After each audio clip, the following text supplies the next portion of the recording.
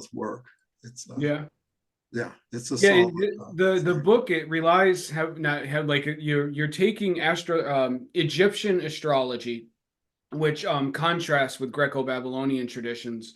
And so could you just explain what that difference is? Okay, first of all, they're completely and totally independent. They developed entirely separately. And the Greek system, which is what modern astrology is Greek, is borrowed from the Babylonian system, which was very mathematical. I mean, they actually had, very good observations of the heavens and knew how to track the planets and to predict eclipses and things like that.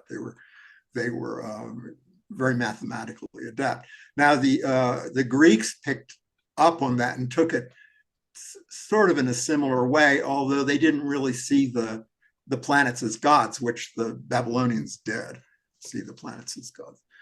The Greeks thought them more as archetypes or archetypal ideas or something on that level. Um, Now, the Egyptian astrology was entirely funerary. The astrological diagrams are found almost entirely either on the ceilings of tombs or on the inside of coffin lids. So the point of the Egyptian astrology was to help to guide the soul of the dead. So it had nothing to do. It wasn't personal. It had nothing to do with unique individuality or predicting anything, whatever. What it was a map of where the soul of the dead person was about to go in their travels through the heavens, and to offer them protection in that travels. Now, each one of the decans had a god, and so the pictures of the gods in the tomb and on the coffin lids were protective. In other words, they were designed to bring the power of the god towards the person in order to protect them. So the Egyptian system is basically a magical system of talismans and amulets. It's not, it's completely different in its purposes, first of all. And the other thing, what I discovered in studying them, because when I first started studying them, I realized that I didn't really understand them because there's a lot of misconceptions about it. There's a tendency to project Greek astrology onto Egyptian astrology and make it mathematical, like, really dumb mathematics. And it's, I'm not one of these people that, tries to overblow the Egyptian science. But at the same time, they certainly knew how to divide a circle into 36 parts. That was easy enough. And they didn't do it. So sometimes they're 36, sometimes they're 38, sometimes they're like 50. Generally, it's 36. I mean, it's generally around that, but they're not even evenly divided. So what I realize is that, it's not a mathematical system. It has nothing mathematical about it, and it's not based on observation of the heavens. The important thing is to have the pictures of the gods to protect the soul in its travels in the afterlife. So that's the basic thing. And what was sort of amazing about the whole thing is, the Greeks took over Egypt in around 350 BC.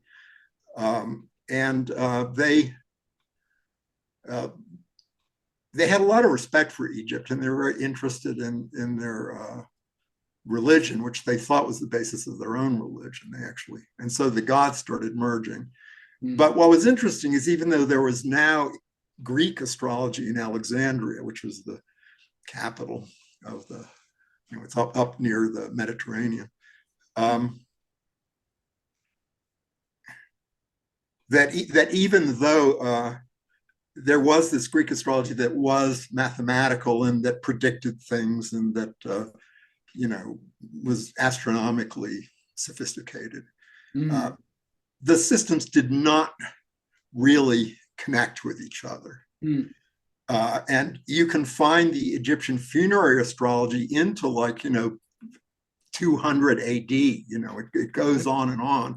And so, for instance, the Dendera zodiac, round zodiac, which is, Greek in the sense that it's circular, and it has the decan gods, the Egyptian decan gods, But at the same time,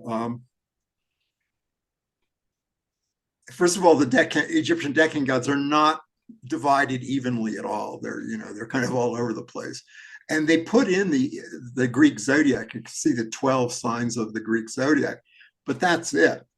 Basically the purpose of it is the same as Egyptian astrology had always been, which was to protect the soul in the afterlife. So from the Egyptian point of view, nothing particularly changed with the Greeks taking over. The Greeks, on the other hand, absorbed the decans into their system.